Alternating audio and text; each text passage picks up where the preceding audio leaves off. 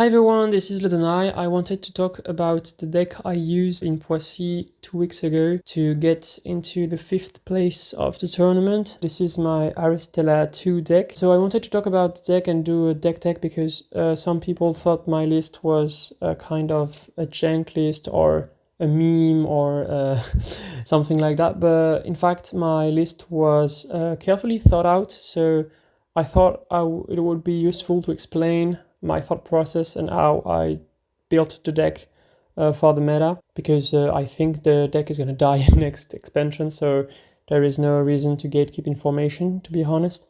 So my ruler is Aristella 2, using it because of the new support from Pilgrim Memories with Little Red, and the twist is that I used the Child of the Wind Moon instead of the Child of the Crimson Wind, which can help give you the first turn kill, because I didn't want it to play an aggro deck. I wanted to play a deck that can win in long games against control matchups, which is not the case of some aggro version of Aristella.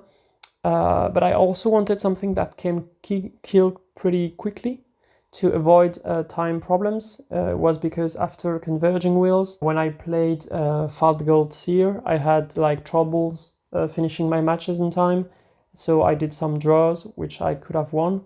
So I wanted something that can kill quickly, which has interaction, because I don't like to feel helpless against my opponent. And I also wanted something that don't overdevelop, so that isn't hindered too much by Replicant Shiva, because that's one of the other problems I had with Gold Seer, is that Replicant Shiva just destroyed my deck, because usually when I made a board state, the Shiva would just come right away, and if I didn't have the answer, I would lose all of my progress. So basically, this deck fits all of those criteria. I love the Child of the Wind Moon because it helps you against some unfair effects like conflict. The deck had a built-in pressure with your J ruler with a Little Red, which can come every turn, helped by the Crimson Moon, which can give her Imperishable. And the Crimson Moon also works as your value engine, because it allows you to draw to get some cards from your deck, like this one, the Contract, the Spirit, and the Hologram, which is your value engine, because you can target itself to return it to your hand and draw.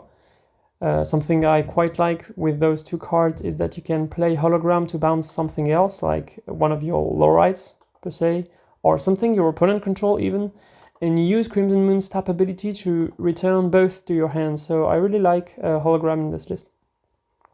So what I saw when I built the deck is that I had this pressure engine, one value engine, the Child, which could help with free spells, and the possibility of running Damascus Moon without being too hindered, because I'm playing a addition deck, but Crimson Moon is colorless, so Damascus Moon doesn't prevent Crimson Moon's effects, and really helps against especially Pandora, which was one of my main concern entering the tournament, because I saw how combo-y it could be, and it's a deck that consumes time from the clock, and if you don't have answers, you're pretty much dead, and it takes like 10 minutes, so depending on your opponent, of course. So I wanted something that can really hate on additions, because I also thought that Kagea Christie would be quite popular, which it was. I faced 2 of those in the top cuts, in the Swiss,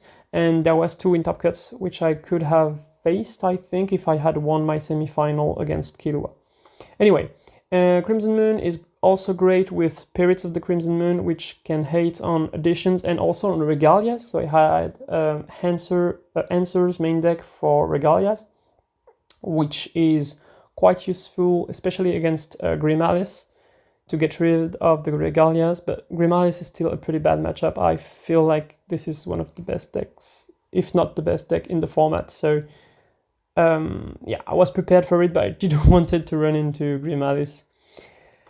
And the deck also has something great, which is the mana base. Like, you have 8 Rainbow Stones with the Moonshades and the Pure Heart Stone of the 6 Sages, And for the last 2 slots, I chose to go with red, green, and to choose Almerius because I saw an opportunity to play Lumia's Rage as a one-off, with Excavation of a Legacy as a one-off too.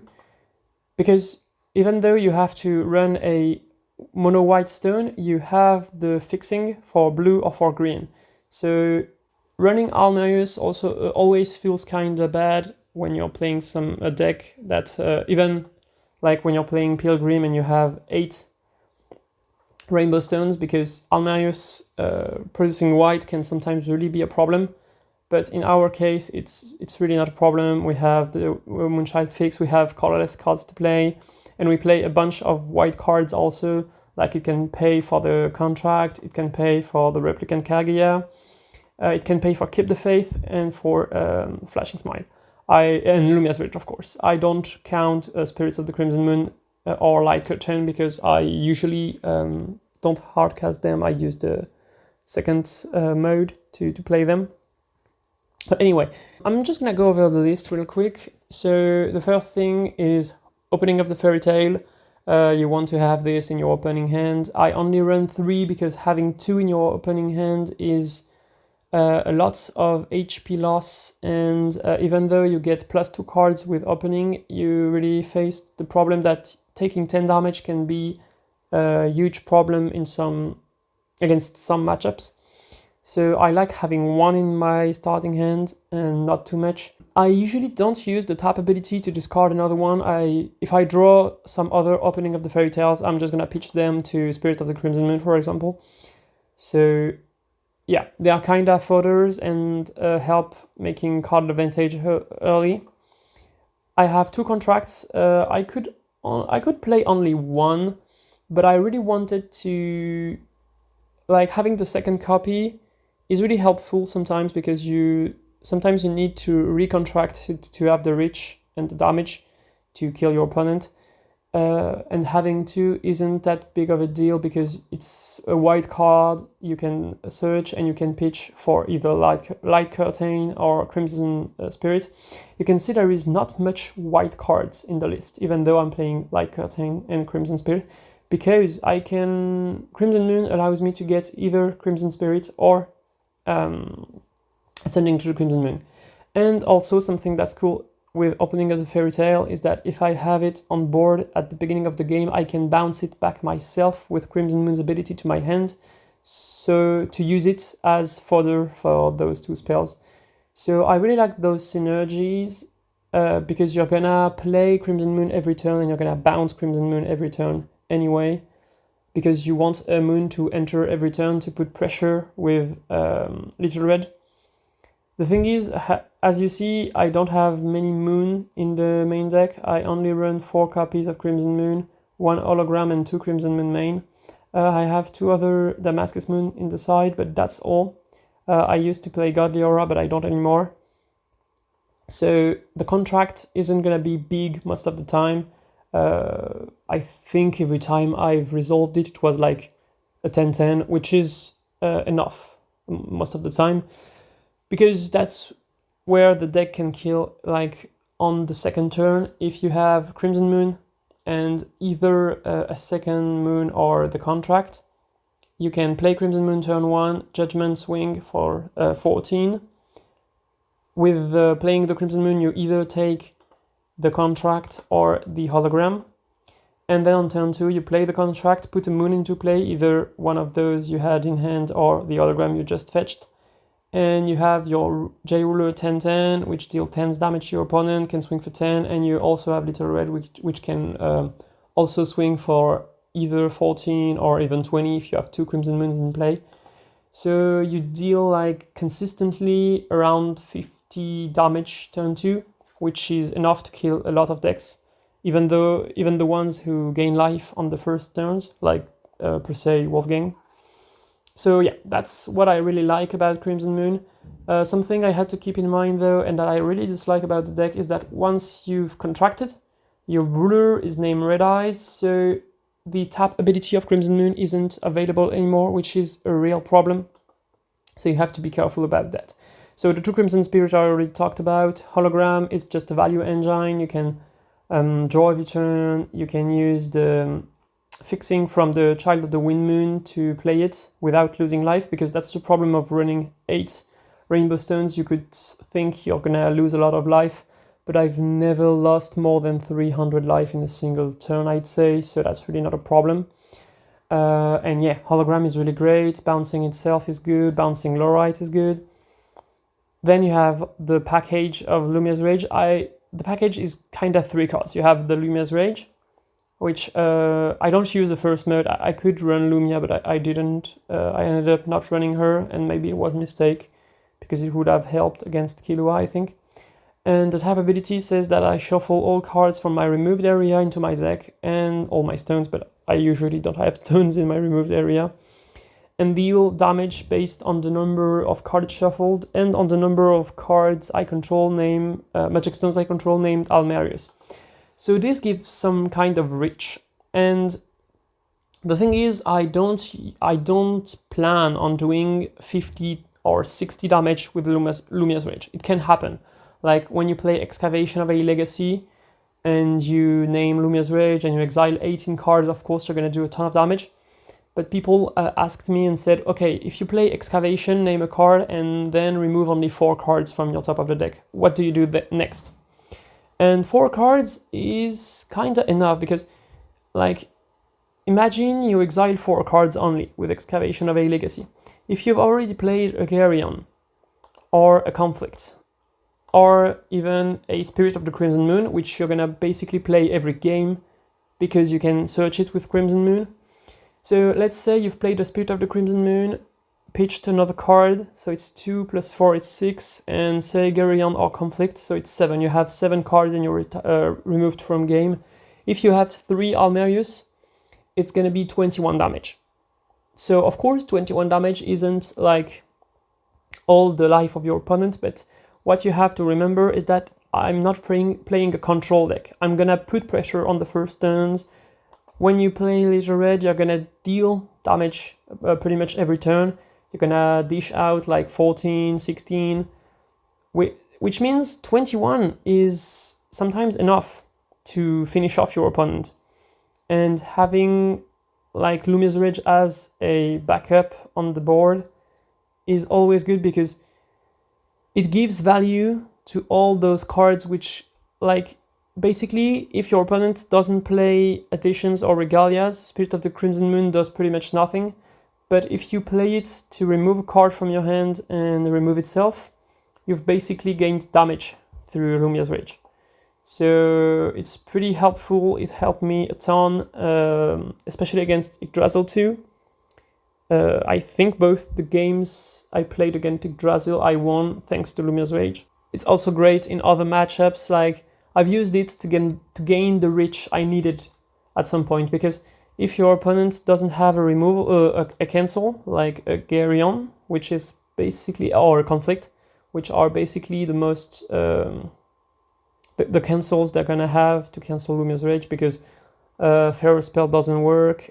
You can Lorite, but it only gives you a turn. You can Lorite the ability.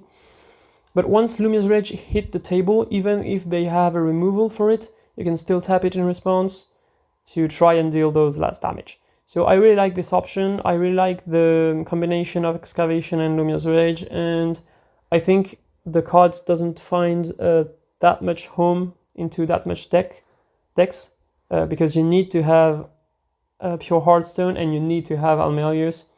And running Almerius without a Moonchild feels pretty iffy to me. So that's basically the only deck I was seeing myself playing this combo. It doesn't take up much space, and I'm really glad I played it, even though some people think it's memey or like a fantasy to play those cards. It really helped me a ton, and I think I wouldn't have gone 5-1 on the Swiss if I didn't had it. Like Yggdrasil 2, I'm pretty sure I could have won even without Lumia's Rage, but it helped me a ton, and because I have Electra, of course. And against some other decks, I think it was against Kaguya Sherry, one version, which went into a very long and grindy game. I had to finish it with Lumia's Rage. Anyway, Attendant of Asmodeus I never used the discard effect to make opponent banish in addition, but it's there, you can use it. And the enter is really fine, like you remove 5 cards from the top of your deck and then you untap 3 stones. So it really works well with Lumi's Rage. If like you really need more, you can Attendant of Asmodeus. So if you've drawn Lumi's Rage and drawn Excavation, you can just say Attendant, play it for 2, and then you can bounce it into your hand with Hologram. And since you've untapped 3 stones, you can replay it and recover your 3 stones again. So basically you can play Attendant, float a wheel, recover 3, play Hologram, bounce Attendant, replay Attendant.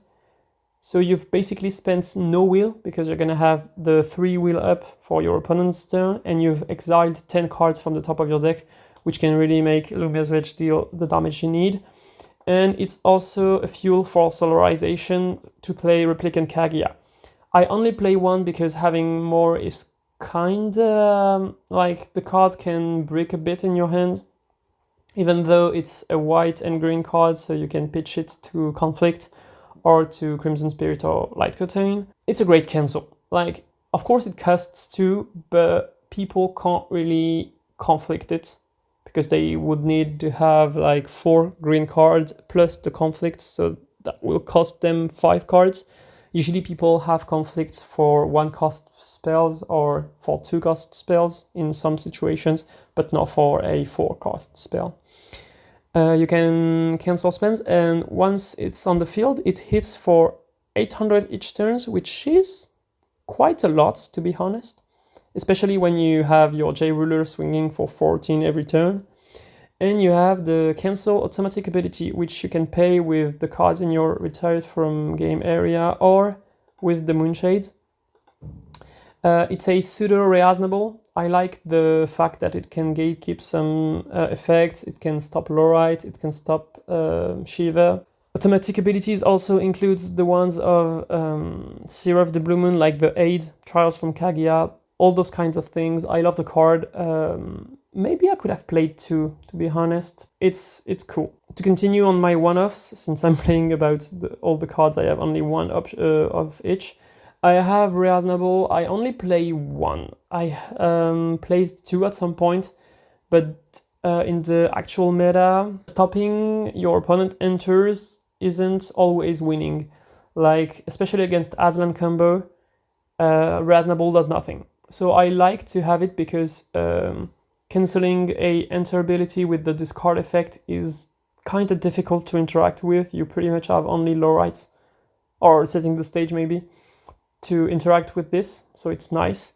And being able to play a Reasonable for only 1 wheel, if you like Crimson Moon, you're like, say you play a Crimson Spirit by removing something from your hand, before it gets removed from the game, you can bounce it yourself with a Crimson Moon, so you keep your spirit into your hand to replay it or to use it as fodder for Light Curtain.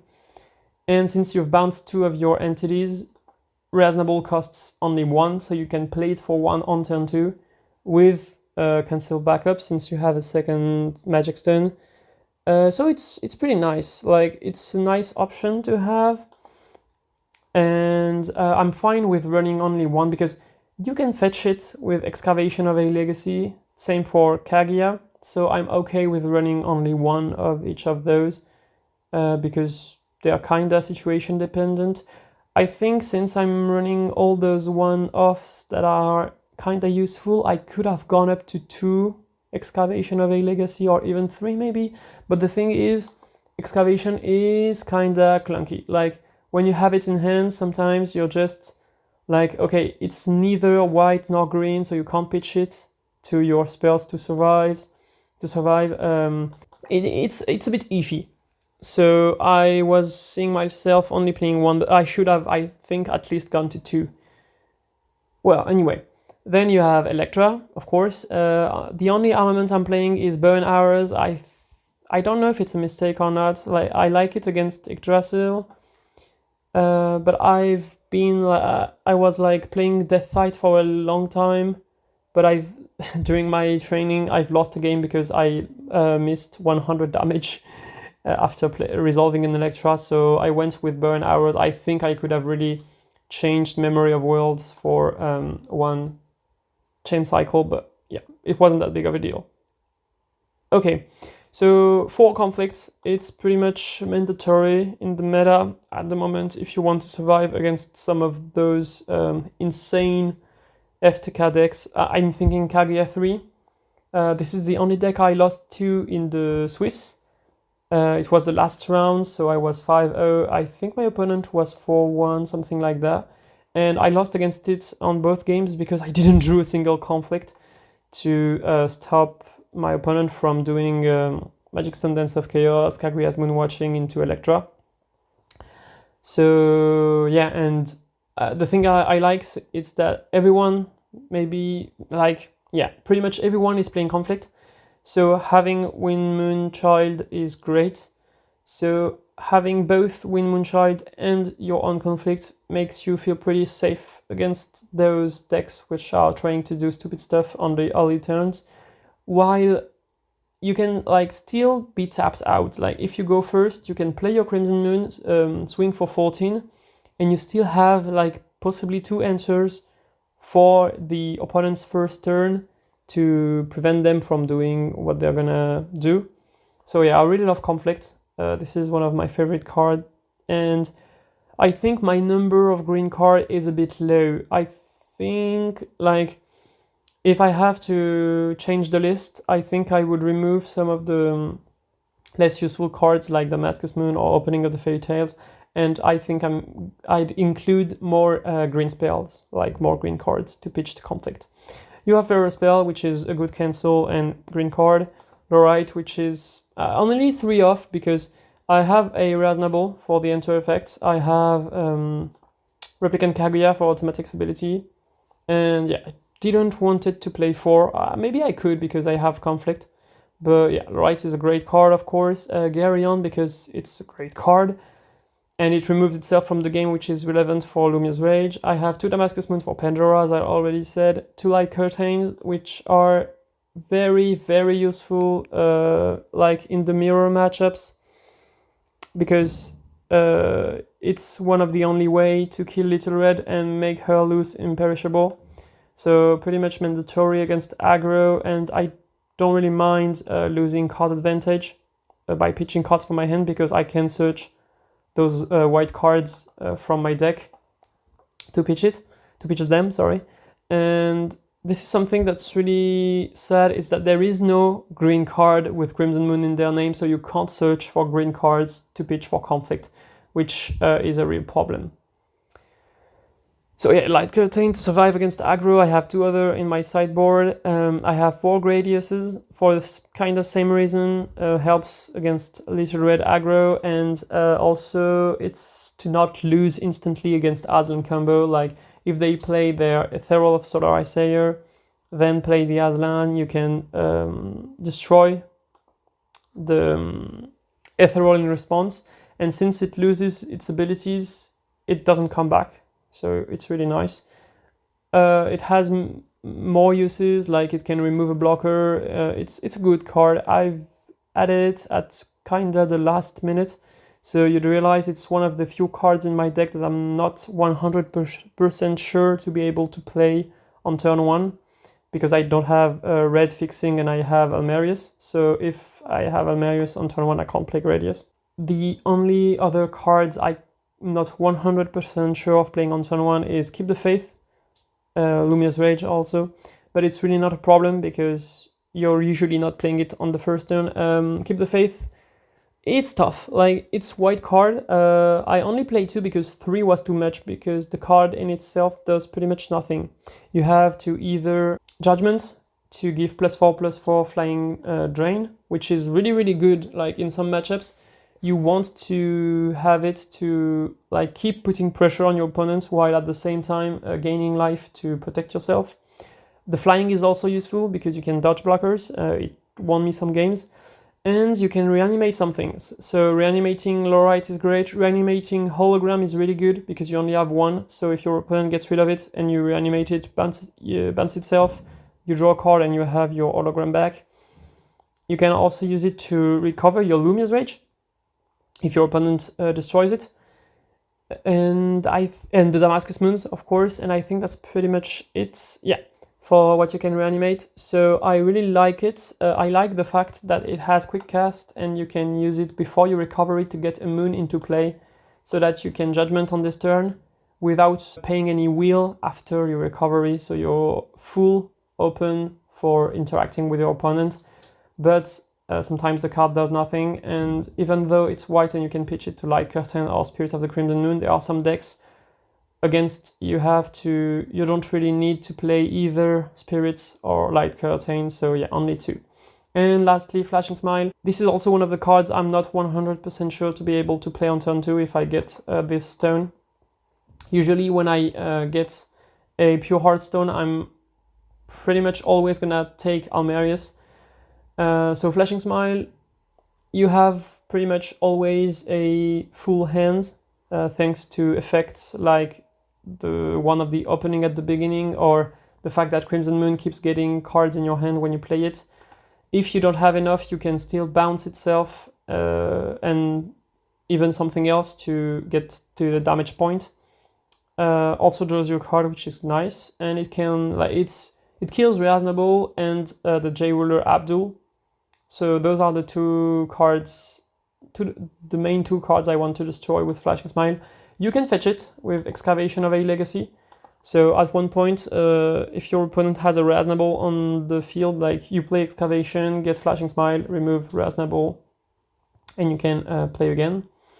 So yeah, with the stun base I've always talked a bit about, but you're assured to be able to play Garyon on turn 5, you're assured to be able to play Electro on turn 4, you're assured to be able to play Kage on turn 2 if you have the cards removed from the game, assured to be able to awaken the contract on turn 2, and yeah, and playing Excavation on turn 2 also, because even if you get Almerius and this turn, you still have the fixing for blue.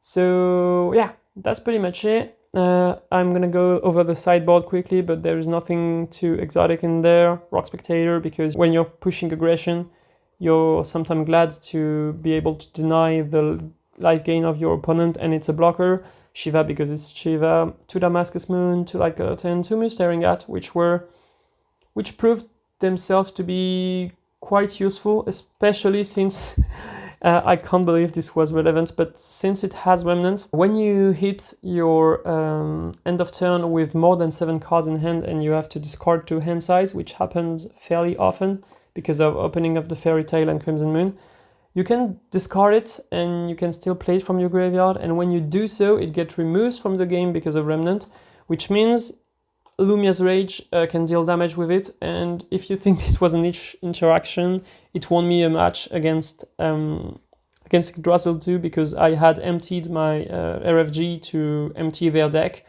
and I used Muse Staring At the beginning of their turn, and then used Lumia's Rage to remove the last card. They had it back, like it wasn't Alizaris, it was a Solarization with I think Kaguya.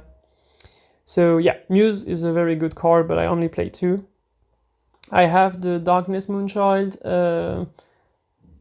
against aggro mainly. I like to be able to destroy the Aristella contract in the mirror matchup. I'm not highly sold on this because you're losing the green coin, which is a huge drawback, and you're also losing the blue fixing, so you're less like playing Excavation of a Legacy, Hologram, and Reasonable is less likely. So I don't really love it. I play 2 Feral Spells inside because those are cancels and sometimes you need them. Memory of Worlds, because I love the card and it's especially good against Shiva. I really love catching people off guard when they play Shiva. It has also other usage, especially against Kaguya Christie, because you can hard cancels the cards from under their scrolls, and it's useful against Electra. Even though you could use Persephone for this kind of effects, I played 1 Memory of Worlds. And 2 Death Fights, again, for the aggro version of Lethal Red. So you see I have a lot of answers for the mirror matchup, like for the version of Aristella 2 which are very, very aggressive. This is because I've played a lot against this deck, and aggro decks are the ones who made me tremble the most, because once the game is settled and I can get a lot of draw, I have a lot of cancels, I have some removals, so I'm pretty fine. So it's like surviving the first couple of turns against aggro that is sometimes difficult. So that's why I have a lot of answers in main or inside. So yeah, the deck is very adaptable. Like, you can be the aggressor and menacing to threaten less lethal on turn 2, which I really love. And you can also play the long game and a bit of grind game. So yeah, that's the list. I think it can be improved. In fact, I've already improved it a bit. I've talked about all the pros and cons, I'd say. Yeah, the last thing I want to say is that the deck runs pretty smoothly only if you have Crimson Moon in your opening hand or in the first couple of turns. Because if you don't draw Crimson Moon, you can't be aggressive, you can't put pressure on your opponent, and you can't gain access easily to your value engine. So I'd say the games where I don't have Crimson Moon in the first 3 turns are pretty tough sometimes. It's definitely winnable, of course, but it's tough. Also, Damascus Moon main was nice, to be honest, but it's kind of weird playing them alongside Hologram and Lumia's Rage. Sometimes having my Damascus Moon on the board really stopped me from doing things I wanted with those two. You can mitigate this by bouncing your own Damascus Moon with your Crimson Moon during like the end of your opponent's turn. During your turn, you play your colored edition and you finish by playing Damascus Moon and swinging for 16. But yeah, that costs a lot of will, so that's not so great. And since you don't run many moons, the contract is kinda weak sometimes. So yeah, that's all for my deck. I wanted to break down some of my matchups, but it's already 30 minutes in, so I'm gonna stop right there. Poissy was really a fun moment. I'm really sad I lost in the semi-finals against Ki Lua. I don't think the deck has a bad matchup against Ki Lua. I think you need to play it tight. And I think this version, especially because of opening of the fairy tale, which can really hurt yourself, I think this version has a bit of a hard time. The new version I've made is way better, I'd say, and especially against Ki Lua. But yeah, I've played really poorly, I was really tired, and congrats on everyone who played at Poissy. It was a fun event. And I'm really glad the top 8 has a wide variety of decks. I think the deck next meta, as I said earlier, is going to be completely dead because you can't run Windchild anymore if you want to run Mirror, and Mirror is going to be mandatory. I suspect some bans maybe on Conflict, so you could run other childs, but I think the whole idea of the deck is going to fall apart. So yeah. I think it shined, it was its moment to shine. I couldn't put it into the top 3, but I did my best. I was first during the Swiss, so it's something. And then I lost in the semi-finals and ended up putting the deck in like 5th place. So that's it. I hope you enjoyed and see you next time. Bye.